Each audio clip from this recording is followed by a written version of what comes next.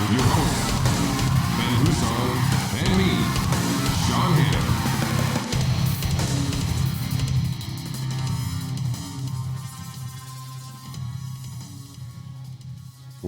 Welcome to episode 136 of Sports, Clicks, and Politics. I am Shawn Hannon, joined as always by the charming and handsome Mr. Ben Hussong. We're going with two today. I like it. It's more precise, more efficient. I appreciate it. But Harming and Chansum. Harming and Chansum. Got two new ones. Buddy. Welcome to the show. Thanks. It's good to be back. How was your weekend? Busy. A typical Hussong weekend? Yeah, it was, I don't even remember Saturday. Oh, Something in the Griswolds family of activities? More Okay. or less. I think we'd be all disappointed if it was anything less, just for the record. coached soccer game Saturday morning, then a baseball game. Then Kristen and I had a trailer event down at Willowdale Bend Sanctuary. Highly recommend it. Very cool place. And What we is were there. it? That's like a natural, It's like a farm. Okay. Where they rehab animals that other farms Gotcha. can't take. Gotcha. And- People. Oh, yeah, great people. Wonderful. It was a good event. We ended up having to jet out early because we both had to work at the ice cream shop after we had a couple of employees called in. It happens. We shake it off. So we worked at the ice cream shop that night and then coached the baseball doubleheader Sunday, followed by a softball game Sunday night, and then fell asleep on the couch. I was done. Nice. I had nothing left to give, Shawn. Nothing left in the tank at that point. There was too much coaching. Well, what are the age groups of the teams? All between 10 and 12. Understandable. Yeah. So I did no coaching. I probably did, but nothing like in the official capacity. Sure. So luckily my kid is 30 today. So Okay. I don't have those kind of activities anymore. I get it. There was definitely years of basketball, baseball, and all the like there. Yeah. So happy birthday, buddy. Happy birthday. Yeah.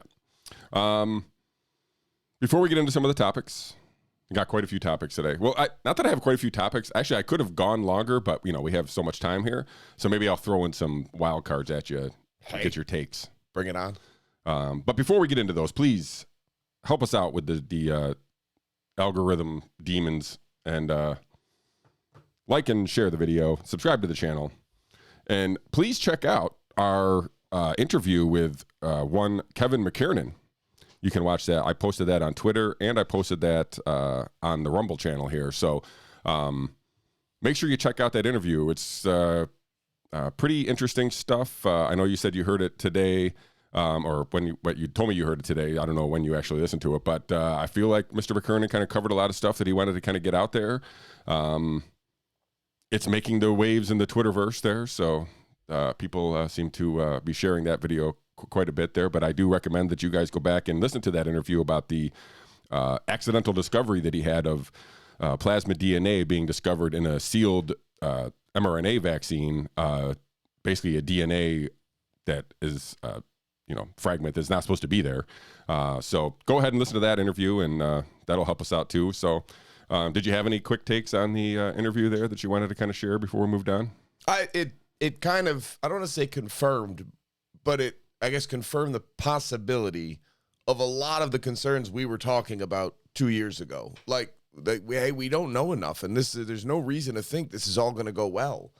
Yeah, this seems to be a byproduct of Operation Warp Speed, maybe a rush to market and some of this stuff. Like maybe they cut some corners, and this is why they're finding contaminated vaccines there. But who knows? I think this is Mr. McKiernan is getting raked over the coals in the Twitterverse for shining light on this. So good luck to him. Probably onto something. He seems to have a thick skin for this kind of stuff. So listen, we were talking about lipid nanoparticles. Like we were discussing that 2 years ago of like, hey, this was the delivery mechanism. It was harmful. It's why they could never even get to human trials with mRNA.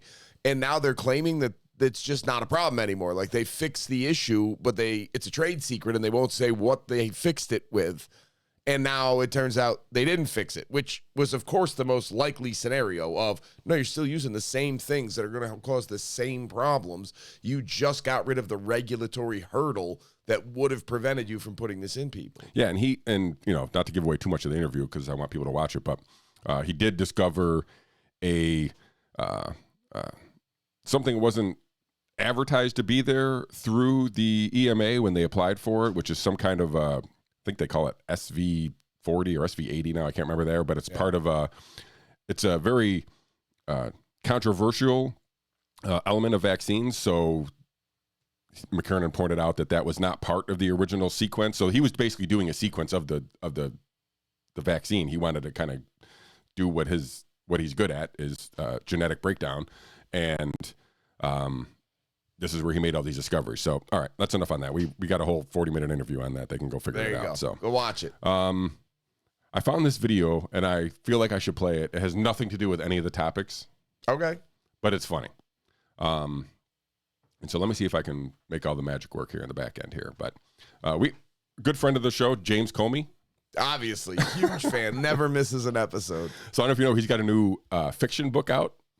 Right, so he's writing about. Oh, I did know that something. I don't know exactly what it's called, but yeah, right. It's spy novels. So, so anyway, he's at a like a book signing event. I don't actually know where this is. If I figure it out between now and then, I'll let everybody know. But this video doesn't really have like a lot of views or anything, so I'm not even sure who this person is. The channel is What Is Really Happening. So shout out to that person. It's only got 6 likes, me being one of them. So, but this video is pretty funny. So I don't know. I don't even know how I found it. I don't even know how I found it. So let me see if I can play this here without interruption, so you guys can enjoy it at home as well.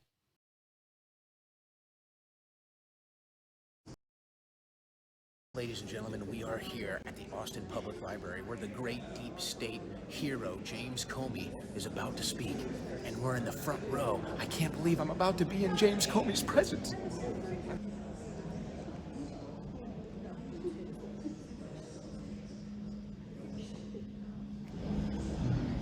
We're off to a great start here. Yeah!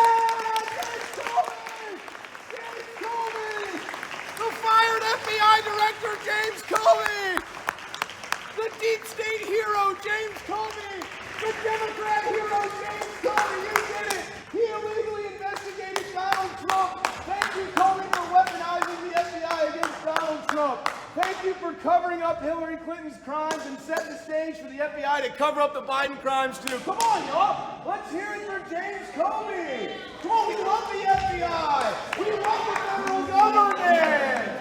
Why? You guys, why? You don't love the FBI? You guys don't. All right, so pretty funny, right? I don't even know if I'd have the balls to do that, but that guy clearly was right in the front row. They introduced James Comey. If you guys for just listening at home, there's a crowd of maybe, I don't know, maybe like what, 75, 100 people there, maybe-ish. There's a stage and there's a couple like panelists, it looks like, and then James Comey gets walked out, and this guy erupts with a standing ovation, if you will. Yeah. It was well-deserved, I think. I mean, God bless him. Yeah. He was late. If you watch the whole video, and I believe I have this linked. If not, I'll make sure I put this in the description if I haven't already done that. But you can watch this video here. It's called James Comey Gets Epically Trolled and Confronted at Book Signing Event. All right, listen, I'm not normally a proponent of heckling people as they're trying to give speeches and interrupting that. However, I am also kind of torn on this one because there are certain people who deserve to be heckled every time they have the audacity to go in public. They just deserve it. I'm sorry, but this guy did so much harm to the public trust in the Federal Bureau of Investigation. It's the same way like Bill Clinton going to Epstein Island 75 times. That man should be heckled and booed every time he has the audacity to show his face in public. We should stop lionizing these people altogether, especially for a fiction book. Like, shut up, Jim Comey. Yeah. And so I do have a couple of the background here in the so Owen Schroyer, props to Owen Schroyer for dressing up for the occasion, rocking a solid beard look, right? It is. Respect. And again, must have been camped out early to get those front row seats. Yeah. I mean, great. And so this, and if you didn't hear, this was in Austin, Texas. So fun all around, I think. That's all. I just feel like it was worthy of a share. So shout out to Owen Schroyer and whatever this YouTube channel is, What Is Really Happening. So fun, I thought, anyway. That's outstanding. All right. One other thing that I think we should touch on that I didn't really have in the show notes. Novak Djokovic. Turns out he can still play tennis.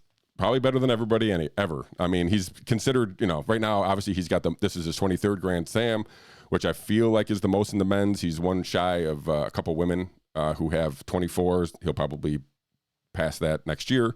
I'm not here to break down who's the greatest tennis player of all time, but I mean, he's my favorite tennis player of all time. There you go. Hands down. There you go. If there were Joker jerseys, I would buy one. All right. I'm just saying. I'm happy for the guy. Yeah. I mean, Obviously, the stupidity of keeping him away from playing in tournaments for his vaccine status is still idiocy. Yeah. But congratulations, Novaks. If you're ever free and you want to come on Sports Clicks and Politics, we'll gladly discuss your vaccine stance. Open invitation. That goes out to Kyrie and Aaron Rodgers and Cole Beasley and all the like, too, as well. So, All right. Not all heroes wear capes, Mr. There you go. Hussong. There you go. All right. So, let's get into the sports story of the year so far, I think. Oh, man.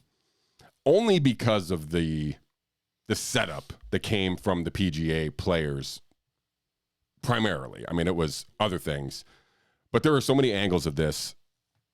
And it's geopolitical. Like, it's literally like real things. Like, this is a real kind of a crazy story. So, if you haven't heard, or you could care less about golf, this is more than a golf story, but it's revolving around golf. The PGA Tour and LIV Golf, along with the European Tour, whatever they call that, announced plan to merge in stunning reversal. Now,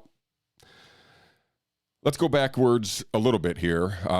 So this all came about, I believe, in like 2018, 2019, where this was first kind of floated, right? So this is a New Yorker article that kind of detailed the beginnings of the LIV Golf Tour in general.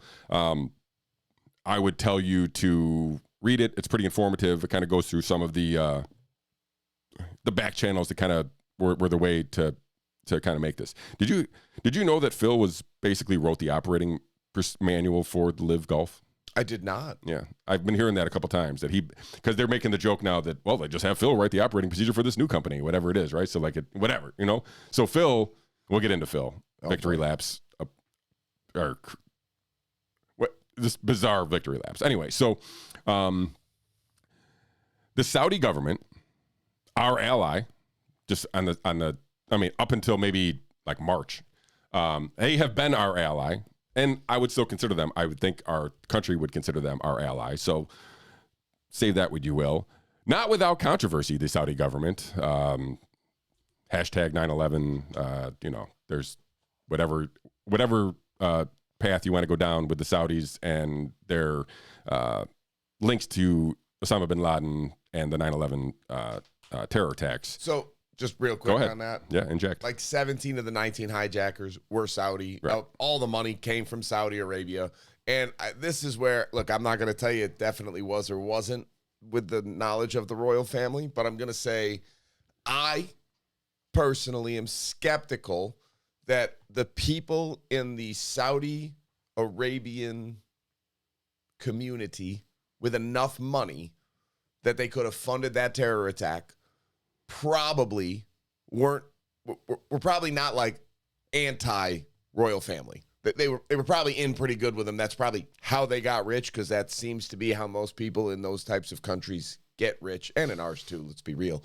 But the idea that they would then do that, thus endangering the relationship with their huge ally, the United States of America, the idea that they would do that without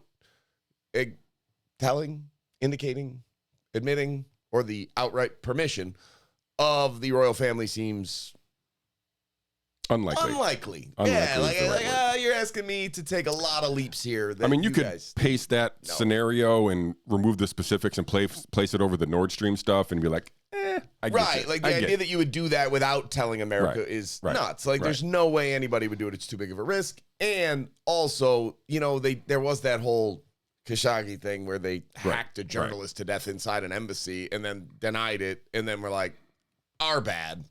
And then everybody in America was outraged for like 8 minutes and then was like, so Hunter Biden's laptop. Are gas prices coming down or what? Like that's the attention span of America, basically. Yeah. So that's the 9/11-ish stuff. Yeah. And so the Saudis, who if we could talk a little petrodollar for a second, because I'm going to tie this all in. I love it. And so we've done a show about the petrodollar. You can go back. I don't know what episode it was. That was the one we had bad audio. So search out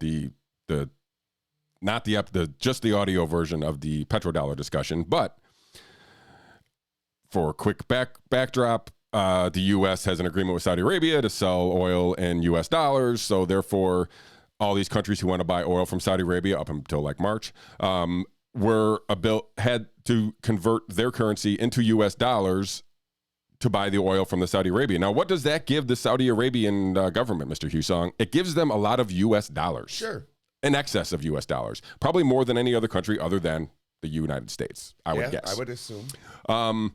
Because we're talking, billions and billions of dollars here being spent, and probably trillions. But anyway, so the Saudis have all these U.S. dollars that they're making from, their relationship with the U.S. government, I believe. They need to do something with these dollars, and they've been what some folks call sports washing, where they're taking their U.S. dollars and investing them in professional sports, and not just the United States, but they're all over. Right, because the dollar travels. Shocking, still. Football clubs in other countries. Yes, they own Newcastle, I think it is, in that league. They huge investments in Formula One, right? So they have figured out ways to take those dollars and buy things. I'm sure they're buying other things, assets and whatnot, but they're using tons of money to be able to invest, quote unquote, into these sports.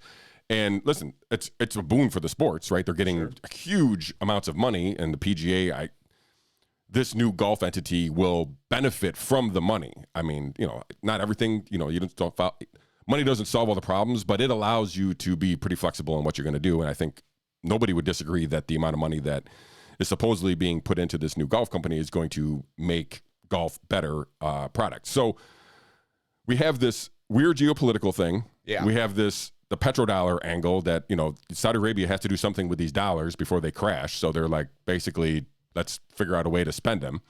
And so, and you mentioned up the Khashoggi thing. So all that backdrop, they come to the PGA being like, we want in. And the PGA is like, hell no, you're terrorists, 9/11. They basically say, we don't want your money. And the Saudis are like, okay, you don't want our money. We're going to start a new golf league and compete directly with the PGA Tour. Now, the LIV Golf had no revenue streams. They made no money. They just paid out the players. That's it. They didn't care about actually generating money. They were there to try to destroy the PGA, quote unquote, destroy, or let's just say compromise them enough for them to merge, which is where we're at today. But LIV there's by no, other than the outcome, LIV was not a success. The tour didn't make money. Right. It didn't draw a lot of crowds. Like it had great players. I mean, there's a lot of the Brooks Koepkas, the Dustin Johnsons, the Bryson DeChambeau's, Phil, all went to this new league. Now, excuse me, but some of the story that is now moving forward is the players who didn't take the money and stayed in PGA, right? So, and then we'll get into Trump's tweet or truth, I guess, there, and we'll talk about it here. So this is from Donald Trump, July 18th, 2022, on his Truth Social. All of those golfers that remain, quote unquote, loyal to the very disloyal PGA in all of its different forms will pay a big price when the inevitable merger with LIV comes.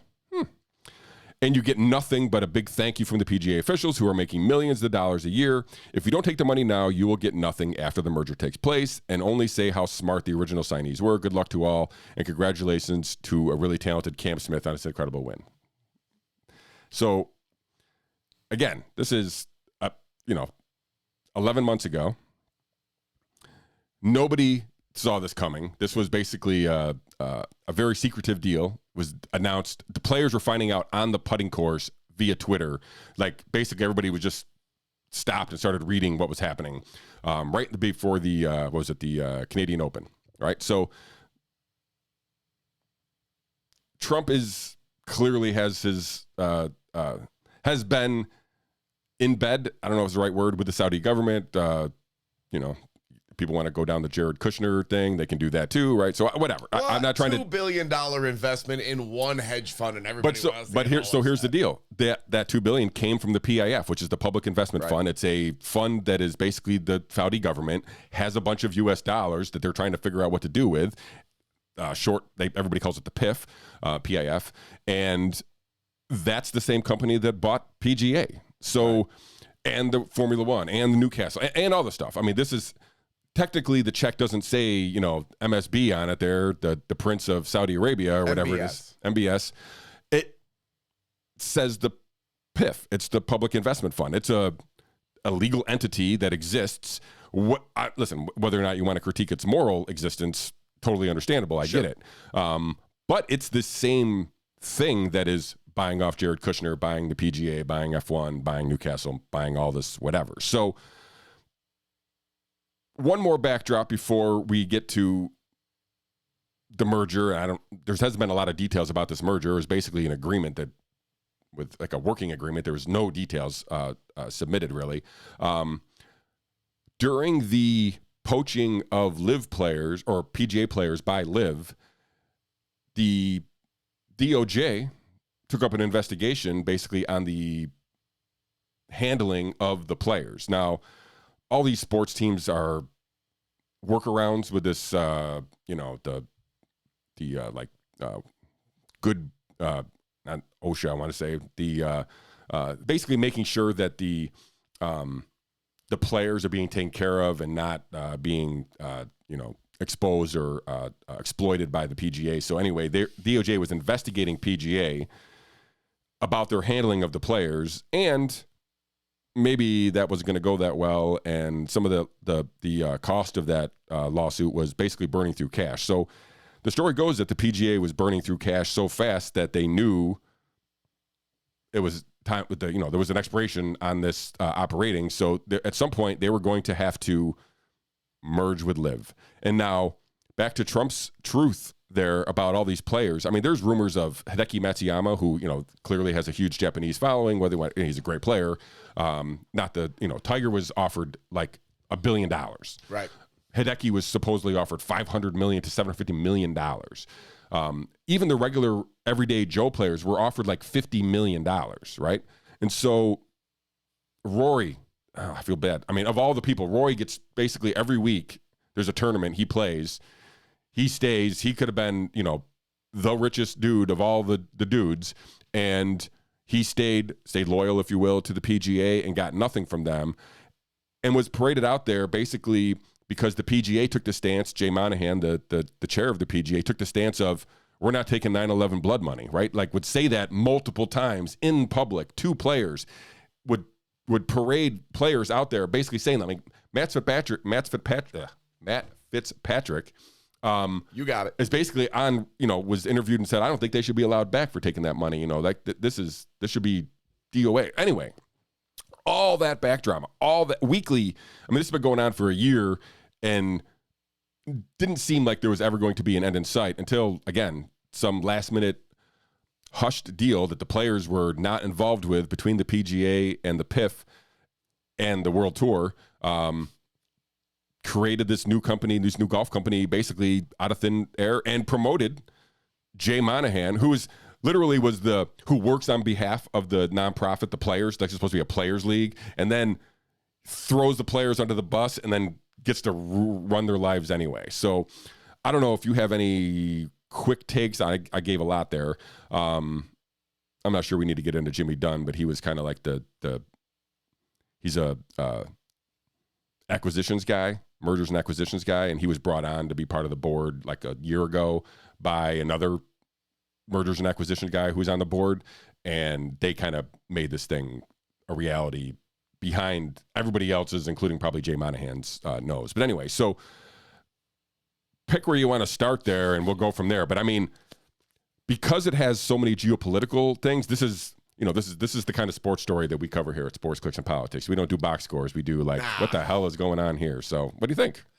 All right. So when the LIV golf thing was first brought up, I said the same thing of, I don't know how outraged you want me to be that these guys are taking money, given the amount of money that our government does and gives to the Saudi Arabians, or the military equipment that we sell to the Saudi Arabians so that they can carry out ethnically cleansing civil wars against Yemen.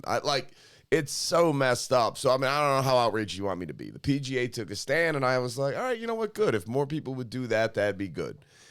And then it turns out it wasn't that they took any kind of a moral stand. They just had a higher price. It was, and everybody has a price, which is fine. But Jay Moynihan coming out here talking about Saudi blood money, how could you take Saudi blood money? Buddy, once you say that, you can't take the money. Like, you have to resign and protest when this happens. You don't get to turn around now. And if you do, God bless you, I get to call you full of shit because you are. Yeah, because he took the CEO position of this new company. Right. So all of a sudden, now that check's coming to you, that's not 9/11 blood money anymore. Now, all of a sudden, that's just good for golf. And it's, all right, cool. But you understand this is why the players were doing this in the first place, is because we were told by Phil Mickelson and a bunch of these other guys of like, look, the PGA doesn't give a crap about us. They take advantage of us at every turn, and they're not letting us do the things we want to do. This is our opportunity to stick it to them, and they did. Yeah, and Phil's not like unaware of the Saudi Arabian government. He basically says they're evil SOBs in interviews. Like, he's like, before LIV actually even was created, he's like, listen, I get it. These people are. He mentions Khashoggi. He's like, that happened. And then he says, but this is a once in a lifetime opportunity to change the PGA Tour, which clearly he was right. I don't know if it's a one in a lifetime opportunity, but he was able to change the PGA Tour using their money. Like I said, I think it's good for golf because all the players are back. There's some lack of clarity about how it's actually going to look like in practice. Will the LIV Tour exist? Will the PGA Tour exist separately from the LIV Tour? Will there be crossover from players who are playing in multiple things? Same thing with the European Tour. In practice, I don't know Greg Norman didn't even got a call, literally, who is the chair of the LIV golf tournament, got a call an hour before they were announcing, like, oh, this is happening, buddy. You may or may not have a gig tomorrow, kind of thing. I mean, there's no real reason for the LIV to exist anymore. The only reason it existed was to leverage to getting into golf. Now that they're into golf, and they basically have, I think they negotiated like first right to refusal of all future investments, right? So like nobody can invest in this new company unless the Saudi Arabian PIF people. Just call it the government. Yeah, it's the government. allows it, right? So who knows what whatever. It's everybody knew what they were doing. I feel bad for the players to some degree who stayed with the PGA. Clearly, they were sold a bill of goods that was terrible and was collapsed in real time in real life world events. But I just want to, it's hard for me to just dismiss the fact that it's the Saudi government, but like, it seems inevitable. It seemed inevitable. And the more you're paying, like, it's going to be inevitable in other places as well. And people are eventually just going to accept it, I guess. But, I can't imagine an upstart golf league is going to be viable unless you get the Rorys of the world, right? And that's not happening. So should be good for golf, the product, these people involved, Phil gets kind of like this weird crown during this whole thing because, him like Trump they clearly were plugged into the right people who were, got the right information. They saw better than the players who stayed anyway. Yeah. I feel for the guys that stayed. That's unfortunate. Yeah. Crazy. They have every right to be upset. Yeah. All right. Well, I don't have anything else in sports. Nah. Are you going to watch game 5 of the NBA finals tonight?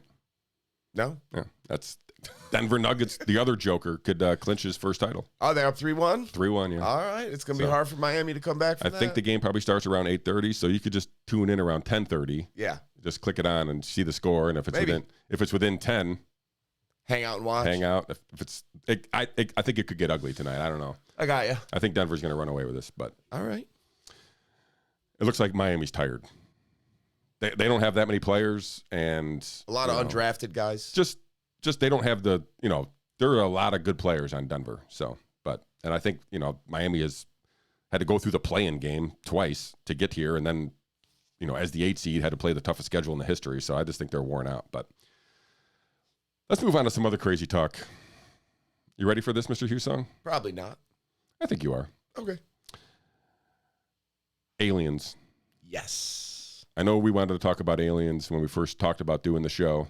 Was going to be one of the subjects, and we finally found it. I mean, we've talked about, I think the first mention of UFOs was like the Israeli NASA equivalent. The chair of that outfit basically said, hey, I think there's some aliens out here. No, he didn't say I think. He said we've had contact. Yeah. We know they're there. We've had discussions, and the government's just not telling you. And so we had a UFO whistleblower, an Air Force intelligence officer. I think his name is David Grush. David Grush. Well-respected, well-credentialed, high up in the intelligence community. Came out to News Nation, which is a like an online streaming news, the one that's got Chris Cuomo. I think that's them. Yeah. Okay. They got other people too, but he's on that show. But now we'll see what happens with all this stuff.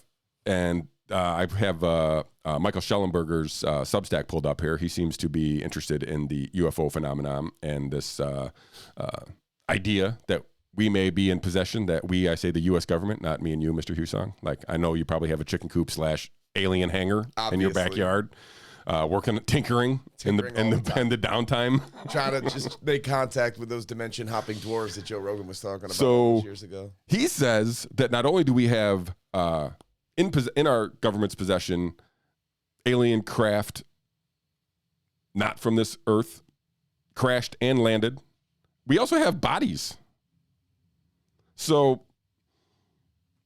in any other timeline of humanity, this story would be the lead story every day for like 5 weeks straight, and maybe would have been for like the last year since all this stuff has started coming out. And today, it didn't even make the last segment of Sports, Clicks, and Politics. Nope. So I have this guy's interview pulled up here. I'll see if I can find something that's worth it here. Let me see if I can give you a quote from him so you can kind of get an idea. I don't know. So anyway, real quickly too, on top of all this, so he has now, this apparently was all hidden from Congress and the American people, obviously. But so he, and this whistleblower basically gave Congress evidence to this idea that we have alien craft and are reverse engineering, and we have bodies. I don't know. Give me some UFO takes. Yeah, come on. Listen, here's the problem. Is it entirely plausible? Yep. Could it also just be like this is a secret move by the U.S. government so that we don't find out that it's really just very advanced tech that was made by other countries or by our own, and they don't want us to know that they have it? Yep, that's possible too. And this is all like, what's the word for it? A plant, a deep state plan or whatever? PSYOP. PSYOP. We'll get to that. We're going to roll this guy out. Oh, we're going to get to that. Yes. So it's which conspiracy theory do you want to buy into? Like, I find the funniest thing is those, like, everybody's acknowledging that this is happening. They're like, oh, look, there's a UFO whistleblower. And then they just literally turn to, oh, how much is gas prices? Like, the news has been so overwhelming the last handful of years that this doesn't even rank. Like, it should be the story of the century. And we're like, oh, we're not alone in the universe after all. Like, people have been here. Like, we actually have encountered aliens. And what photos are on Hunter Biden's laptop? It's like, we don't even care. The priority, the disjointed, like, emotional, like, where you're, it's so backwards that the world is literally a clown world. Like, imagine the implications of this are huge if this is accurate. And like, aliens have been here, we've talked to them, we got some technology from them, we have some dead bodies, we have spacecraft, we have all this crap. The implications of that are enormous, and people are like, I get it, but I got a job, I got kids, I got gas to buy, I got stuff to do, and I got a big matchup coming up on Madden 2024 that after I do all that, we'll maybe look at. And how counterintuitive is this to the whole idea that like, well, we can't let everybody know because the public will panic. Everybody's like, whatever. Like next, like what? They didn't care. Nobody cares. It's like the weirdest. It should be. If I would have painted it out, there's zero chance I would have painted out that it would have been the third story. Right. You know? Like I'm like, yeah, I guess I'll talk about UFOs today. Wild. I mean, I've always been under the assumption that, like, look, if you look around space, I guess, here's my problem. I've gone down too many rabbit holes of too many weird conspiracy theories that I think are common knowledge now and nobody else knows anything about. No, I've been there. So, like, from any angle you want to look at this, like, if it's you're a believer that, like, even if you're a flat earther and you think that, like, it's just the firmament and there's just other dimensions and that's really what this is, of course it's very likely that there's other beings that come from other dimensions, then they know how to come in and out. Like, that's wholly plausible. If you're a more traditional non-flat earther and space is this vast ever expanding environment with millions of inhabitable planets, the odds of us being the only sentient beings in the entirety of the universe is insanity. Of course we're not. There's no shot. So and then if you want to get in all these other weird angles and weird conspiracy theories that are out there of, like, any way you look at it, no matter how insane your view is, of course there's aliens. Of course there's other beings. Of course there's beings from other planets or dimensions or wherever. That's why I can't get excited. Like, well, yeah. I feel like the story is, hey, government, just open it up. Let's see what you got. Yeah. No more whistleblowing. Yeah, let me see what the whistleblower had to say. I'm going to see if I can play some of this video. I'm not even sure if this is... He could be literally reciting some childhood story here. I don't know what I have pulled up, but let's see what happens.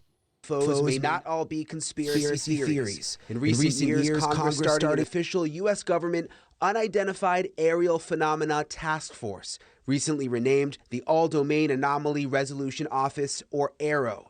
And now in a News Nation exclusive, David Grush, an Air Force veteran, former member of that task force, and veteran of the National Geospatial Intelligence Agency, is formally blowing the whistle on secrets he says no one has ever shared publicly before.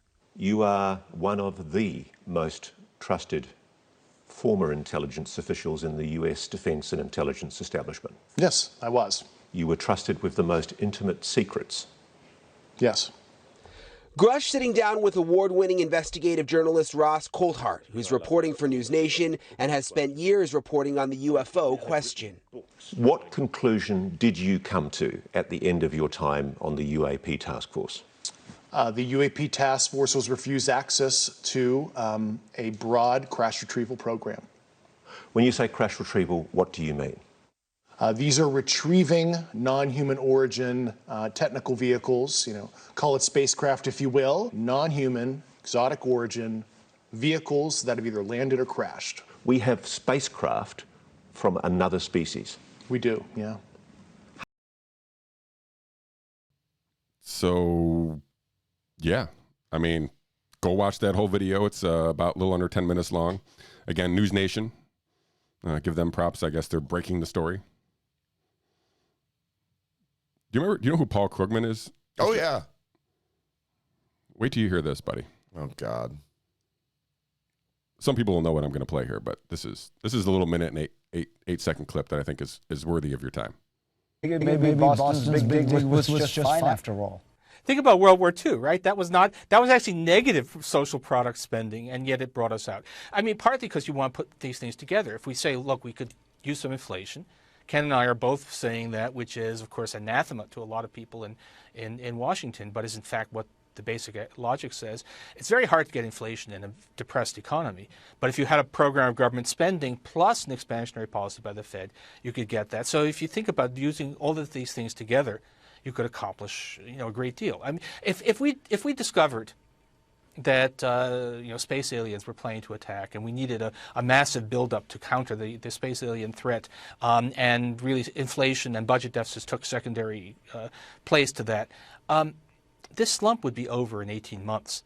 And then if we discovered, whoops, we made a mistake. There aren't actually any space So we need aliens, Orson we'd be a Welles, better, is what you're saying. No, there was a Twilight Zone episode like this in which scientists fake the alien threat in order to achieve world peace. Well, this time we don't need it. We need it in order to get some fiscal stimulus. So the guy who equated the internet to the fax machine says we need a fake alien invasion to get ourselves out of the stagnant economic position that we're in here. So Nobel laureate, I believe, or something. Oh yeah, no, he's a Nobel Prize winning economist. I mean, he's terrible. But anyway, he's the worst. If you ever want how is the Keynesian thought on like School of Economics even still not? Because it still exists. It's still happening. It hasn't stopped. I know, but there hasn't been the point where you're like, oh, this is what failure looks like in the Keynesian operating system. Listen, assuming that we don't get wiped out by solar flares or pole shifts or something else, like in 500 years, I like to think people are going to look back at this time frame and they're like, so this was the economic theory in America, and they'll be like, were they idiots? Like, wow, they're going to look at the way that we look at the doctors in the 1700s. We're like, you got ghosts in your blood. We're going to pray for you. If it doesn't work, God wants you to die. Like, that's how we're going to look at this School of Economics at some point in history of how in the world did you ever convince yourself that this was smart? Yeah, I mean, we'll see what the blood in the streets looks like at the end. But, yeah, so anyway. Aliens. There you have it. We've touched new ground here at Sports, Clicks, and Politics. Aliens exist somehow. So. Oh, boy. Oh, look, I went out of order. Oh, well, I thought you did. I thought we were going to Tucker on Twitter next, but I like the UFO well, let's go to Tucker on Twitter now. Okay. Because I did the UFO whistleblower on the Tucker on Twitter or whatever. But guess who's on Twitter? Is it Tucker Carlson? It is Tucker Carlson. Now, he has released 2 episodes on Twitter, garnering, let's see, episode 1 currently has 114.7 million views. Not too shabby. Let me see if I can find episode 2 real quickly here on his little Twitter page. 54.9 million. So almost 200 million views out of about 22 minutes worth of content. And Fox decided to sue him because, he's under contract with Fox through 2025. Yes. I don't know how you sue somebody. I don't know how you block them from posting videos on their own Twitter account. Yeah. Right. He didn't go work for a rival. And, in hindsight, that kind of emphasizes the Elon tweet where he says, we have no contract, right? So it's basically saying he has the same access that me and you have, right? That's awesome. So if he can monetize that outside of a contract, then I'm assuming that Tucker knows he's going to win this because I don't see how he loses this. And so I would just keep posting. For sure. And in defiance of it all, whether or not there's an injunction or not, just keep posting and figure it out. But anyway, exciting to have Tucker back. Yeah. He also talked about the UFO whistleblower. What did he say? Just basically, this is happening. Yeah, we have a UFO whistleblower, people. You guys should be paying attention to this kind of thing. But good. I'm glad that he is trying to figure it out. Like you said, yeah, he makes a statement, something to the effect of, we came to Twitter because we think there are no gatekeepers, I think was his terminology at Twitter. And if we find out otherwise, that we'll go someplace else. So, as long as Tucker seems to get his videos out without any kind of censorship or deboosting or whatever, sure, shadow banning, whatever you want to call it, I'm assuming he's going to continue to post. He's been posting at 6 p.m. Eastern, but I don't know that on a regular basis. So I don't know if they were on the same day. I didn't look that far into it, but I expect more. So I think this is good for everybody involved, maybe other than Fox. But Twitter, yeah, I mean, they're dying. So good for Twitter. I mean, listen, it's good for anybody that wants to listen to Tucker Carlson. And there's this crazy notion. If you don't want to listen to Tucker Carlson, don't click on the damn video. This isn't rocket science. Literally, it's that easy to not hear what he has to say. You just don't hit play. And if you do accidentally hit play, you just don't go and hit that little unmute button. then you don't have to listen to a word the guy says. But he gets to say his piece. The people that want to listen to him can listen to him, and you can just go on living your life. Yeah. What a crazy notion that would be. Yeah, and Elon's still trying to get Don Lemon and Rachel Maddow to post their videos there because he wants the whole thing. You know, he's trying to make it. You know, there's no incentive for them to do that, I guess. I mean, they're not getting.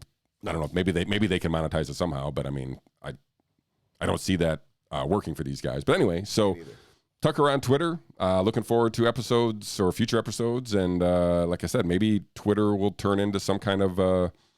Like I said, I don't think it's going to compete with the YouTubes and the Rumbles because they're video dedicated services.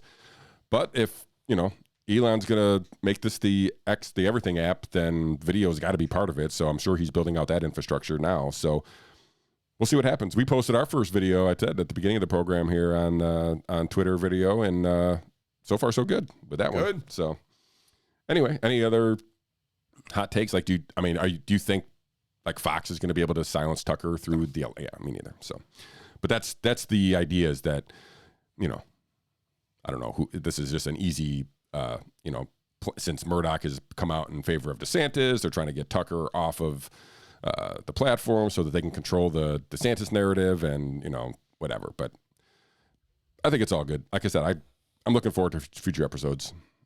Let's switch gears and talk about some politics. So, former president and current candidate for president, Donald J. Trump.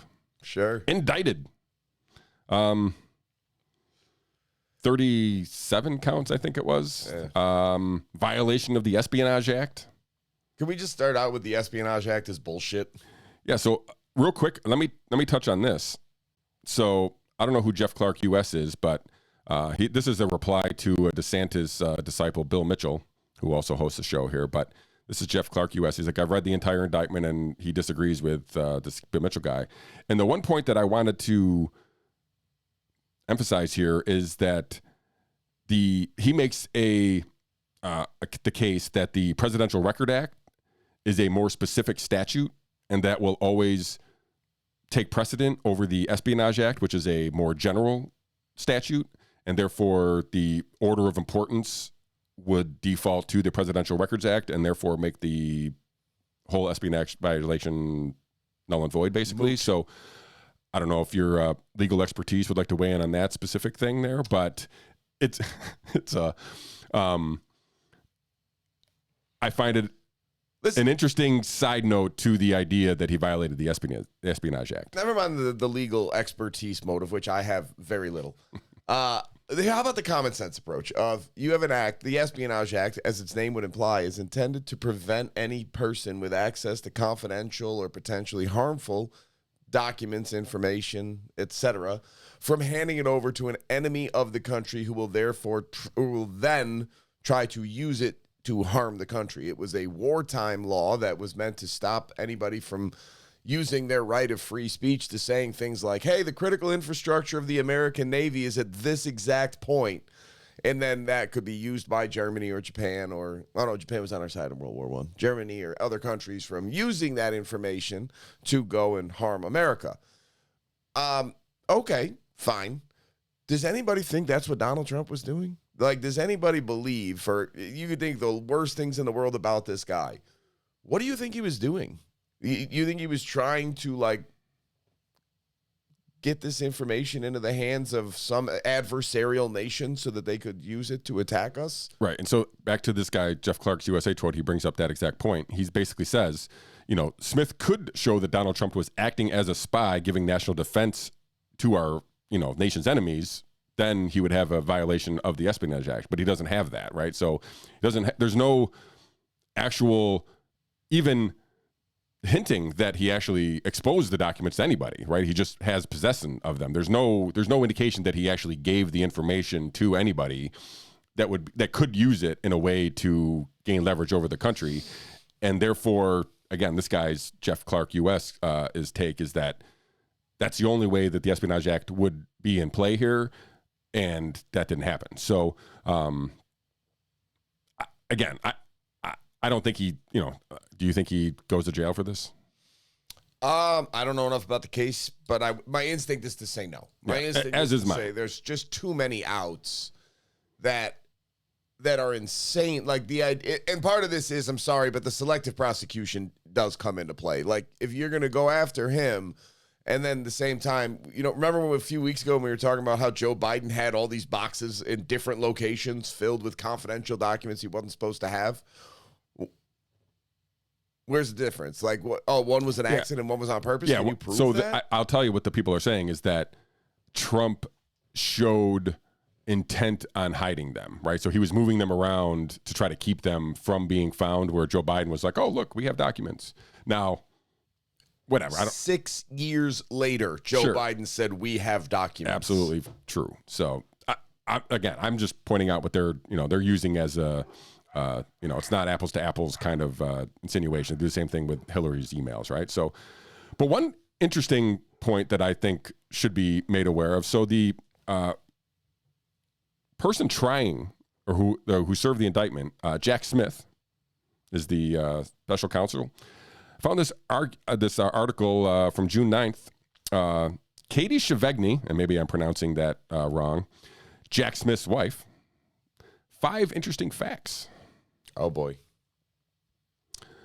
Number 1, Jack Smith's wife, Katie Shevegny, produced a documentary on Michelle Obama's life. Of course she did. Number 2, Jack Smith's wife is a Joe Biden donor. Okay. Yeah, I mean, whatever. Katie Shevegny was previously married to a Manhattan doctor, probably not relevant to our conversation here. Professors and authors of Katie Shevegny's parents. Jack Smith is a registered vote as a political independent. The one thing that I was finding here was she seems to have a lean, and it's not, obviously not, it's his wife, it's not him.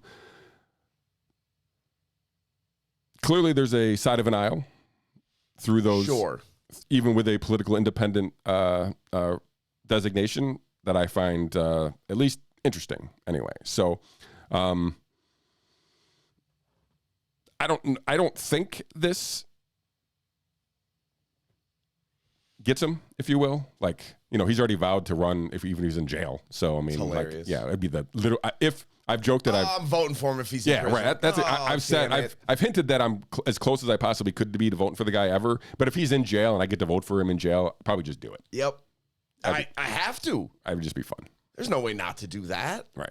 Oh, darn it. So, do you think this, as your lady boy Lindsey Graham likes to say, what he or he just what did I do to deserve that? I don't know. You were sitting here. Fair enough. He has come out and said this is going to be a boon for the presidential campaign of Donald Trump, and that almost likely secures his nomination as the Republican nominee, I guess. So, do you agree? Do you think this is a benefit? No. Let's separate it two things. It's clearly an easier debate to have whether or not it hurts him in the general election, right? Yeah. I specifically want to know about whether it doesn't hurt him in the GOP primary. The Trump voters are going to vote for him if he's in jail, just like me and you are. Like, they're going to be like, this is something I am going to do no matter what. And so if there's anybody on the fence a little bit, like, they're just into that. So I don't care too much about DeSantis's response. Like, if it was strongly worded enough against, in favor of Donald Trump or whatnot. People are trying to dive into too many things. But I do think this hardens the base, right? I mean, there's no doubt. It's hard to get any more hard. It's basically diamond hands at this point. So just to, that's a great reference. Yeah, just to kind of bring that back. They don't seem to care about much of anything. Like, other than I've long said only the Epstein thing could take them out, right? Because I think that most people will be like, all right, like, we knew that there was some smoke over here, but if we get some information that really looks bad, then maybe I'll soften that. But I mean, they'll probably just think it's a hit job. But I think this is a net positive for Trump in the GOP primary. I think it's a net positive, but I don't think it's like, okay, well, now it's all over and this is done. Yeah, it doesn't seem like that way at all, in large part because, nothing has indicated that any of this stuff has lessened his support. Like, all of his support is still as strong. All the polling shows, like, I mean, I pulled up this today. Ron DeSantis' approval rating has collapsed, right? So this is 2 weeks after his announcement. Data shows that DeSantis has a major unfavorable rating from those age 18 to 34, which is 63%. This is an unfavorable rating. As well as women, 62%, African Americans, 85%, and the Hispanic community, 68%. So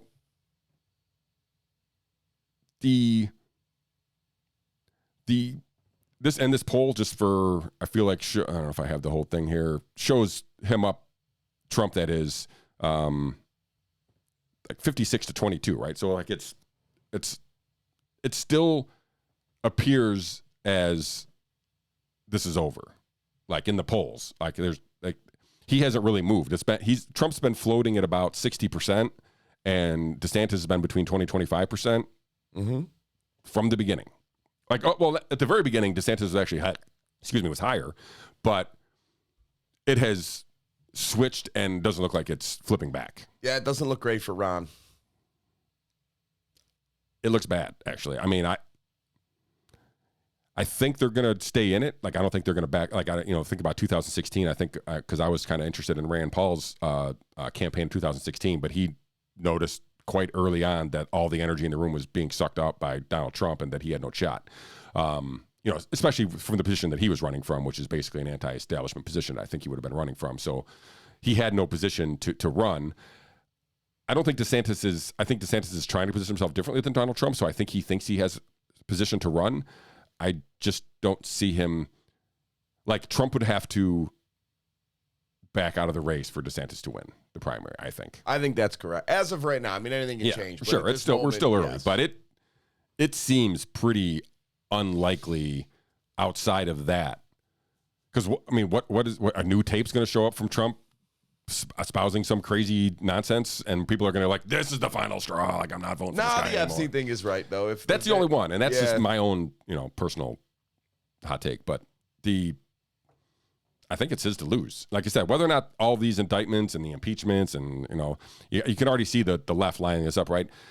You're going to vote for a twice impeached, 3-time indicted, whatever, and they're going to use those. Whether or not he serves a second in jail doesn't matter to them. They're going to use those words as some kind of a knock on Trump. So I do want to bring up this one thing that I saw. We always talk about people get mad at Trump for the wrong reasons. Yeah. One of them being his full-throated endorsement of the COVID vaccines. Sure. The Trump vaccines, if they could be. So I have one more audio clip that I'm going to try to play for us all here. This is the Donald talking about vaccines. I don't think he actually mentions the word vaccine, but I think we're going to have some needles to thread after this discussion here. So let me see if I can pull this up.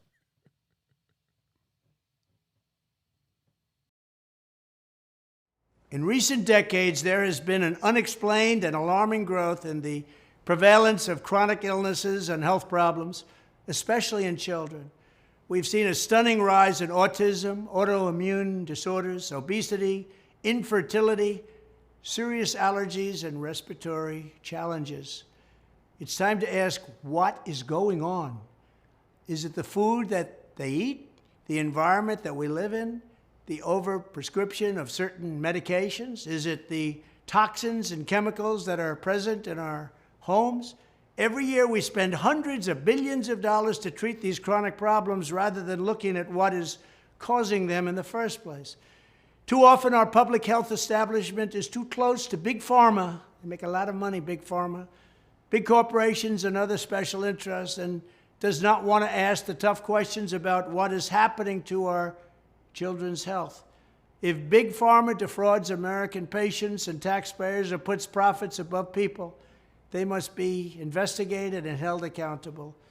When I'm back in the White House, I will establish a special presidential commission of independent minds who are not bought and paid for by big pharma, and I will charge them with investigating what is causing the decades-long increase in chronic illnesses.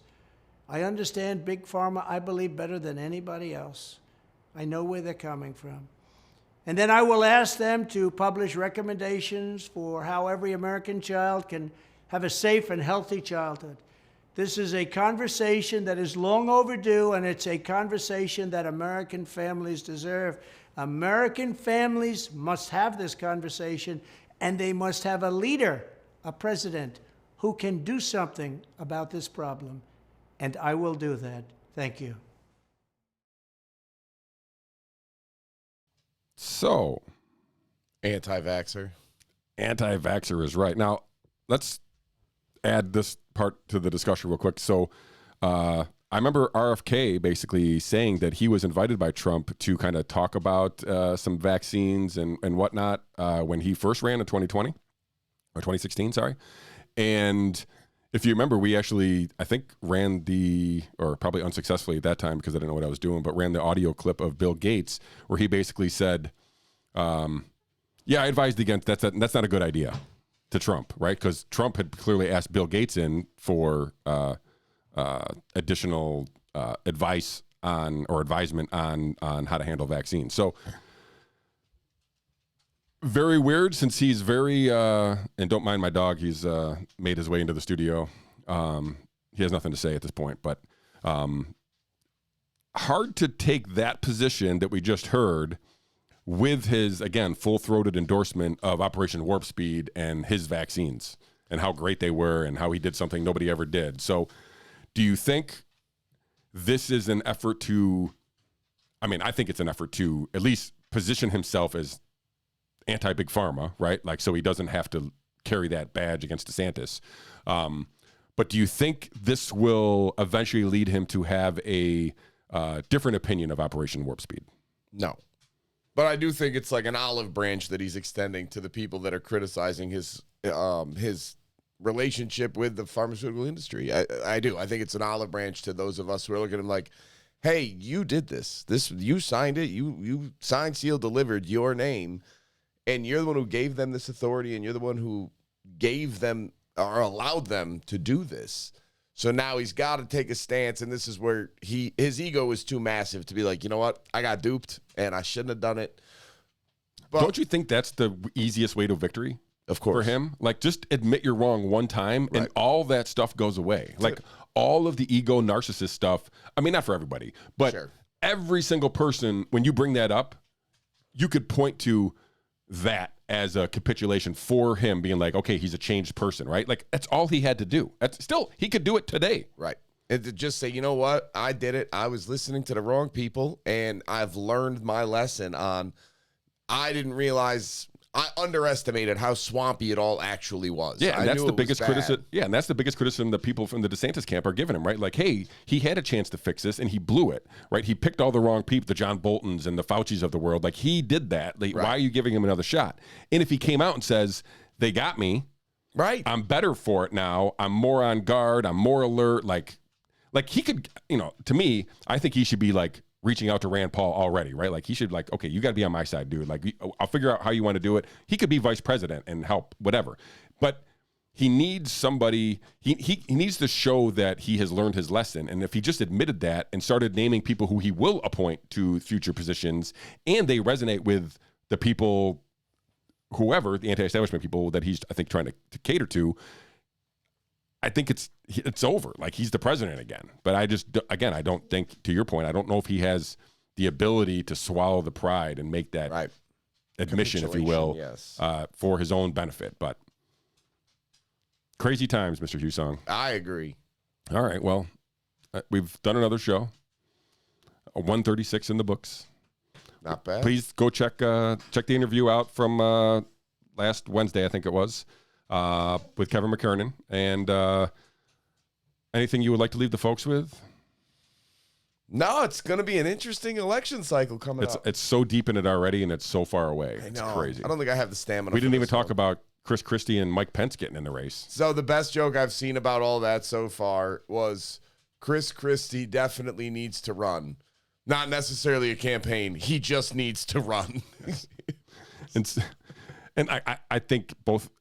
It's funny. I heard the GOP establishment be like, we got to rally around one opposition to Trump so that we don't have what we had in 2016 where everybody gets to split the vote. Now they got almost just as many people. I'm not trying to speak out of turn because nobody saw Donald Trump coming in 16. Well, that's not true. A few people did. But who is out there clamoring for a Mike Pence presidency? He's got to be the most unappealing candidate in the history. Right? Like, maybe other than Chris Christie. Like, there's the two worst candidates I could possibly imagine. Of at least other than some Nikki people, Haley. like DeSantis has some people that are pulling for him, and it's there. And he's the only people I see making it through a primary, like into like where there's like only 2 or 3 people left on the stage, is the crazy guy. And I can say crazy. It's just the new guy, Vivek Ramaswamy. Like, I could see him and DeSantis and Trump all having carved out a niche. So, that doesn't mean that dude has enough money to stay in the race. Maybe he does, maybe he doesn't. I don't know enough about that, but it seems like a 2-person race. I don't think any of these new additions matter. I guess one thing it does signal kind of a little bit that they're like, all right, well, DeSantis didn't kind of win everybody over and get a bump and kind of take his, mantle as a bona fide threat to Trump. So maybe we're going to be that guy. I don't see it either. But I mean, DeSantis is the best chance to beating Trump, but I don't even think it's not a good chance. I don't think it's a good chance either. So, all right. Another one in the books. On that note, I'll remind everybody to please like and share the video, subscribe to the channel. We'll post these onto the onto Spotify and Twitter. Yes, sir. And maybe even YouTube. They haven't taken down Kevin McKernan's interview yet, so. Well, look at that. I mean, we'll see. All right, folks. We'll see you all again next Monday.